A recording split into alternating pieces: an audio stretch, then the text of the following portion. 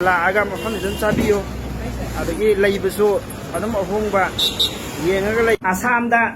गुवाहाटी सिदा लाकपा मतमदा पैसा वाटले हाइदना पैसा कौरे हाइदना कैसु पाखत्तिगनु पल्टन बाजार सिदा मस्जिद अमा लै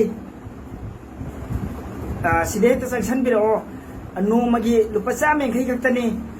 बाथरूम टॉयलेट सु मथक सिदा मरम चाना लै अदुगा इसिंग सु फजना फिल्टर तौरबा फजना थकपा यारबा मरम चाबा इसिंगसु मफम सिदा दुम लै इसिंग लैबगी मथौ तादे अदुगा चाकसु सिदगी खितंग कुमधरगा खितंग चटलगा आसाम ट्रांसपोर्ट आइदना अदुगी हेक ऑपोजिट रेस्टोरेंट साइड वे आइदना होटल अमा लै अदुदा मिरामिस लुपा यांखैदा अदुगी मतिग हावे चाबदा आई हौजिकसु चारगा लाइने कैसु अतांग चाबगी मथौ तादे अदुम पैसा पंगलौ लौबई वानी हाउदी कैसु हाउब नते तांगे हाइदना अदो लुपा यांखै पीबा हौजिक ngasi जारिबा मिरामिस अदुगी मतिग हावे अदु लैफम जिसु लुपा चामेंखै खक्तनी अदगी नामासोन के हायरसु यारे मफम सिदा नुंगाइना शांतिदा पुरा पीसनी मफम जि इसिंग गसे अफबा पुरा फजना थकपा यारबा फजना फिल्टर तौरबा इसिंग ने बसे मिसिन जा फबा मिसिन चाक सि लुपा यांखै खक्तनी चाक सि लुपा यांखै खक्तनी से लैरे नफु si kay ni si Assam Transport si gihek mamang dene sak si jiye no sak papare yaure le huwa se bo sabji da bayang khai ne bo ne alan hawe ba alan taste le ana mayam la aga da dio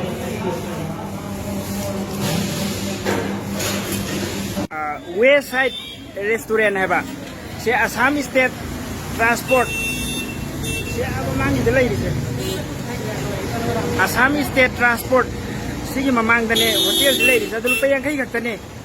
लैबना लुपा चामेंखै चाबना लुपा यांखै पैसा वाटना लाखपस मयाम यावी वाबस मयाम यावी अदु नुवाइना चारे नुवाइना लैरेदना अदु सुमाइना तौरगा पैसा मयाम यावदबे यादे हबे कैसु लैते। मैं मणिपुरी में ये कह रहा था कि कोई अगर गुवाहाटी में आया और पैसा थोड़ा कम पड़ गया तो कोई प्रॉब्लम नहीं है। यहाँ में पल्टन बाजार में एक मस्जिद है, असम ट्रांसपोर्ट के सामने में 150 लेता है, आराम से रह सकता है और पानी खरीदने की ज़रूरत ही नहीं है। पानी स्पेशल पानी मिलता है, नीचे में पूरा स्पेशल पानी मिलता है। यहाँ सब मिलके आराम से रहते हैं और एक दिन का सिर्फ 150 है और खाना जो है मिरामिस नीचे में मिलता है, नीचे में मिरामिस सिर्फ 50 में मिलता है और इतना टेस्ट है खाने में। मैं अभी खा के आया, सिर्फ 50 है और रहने का 150 है। पैसा थोड़ा कम पड़ गया, कोई प्रॉब्लम नहीं है।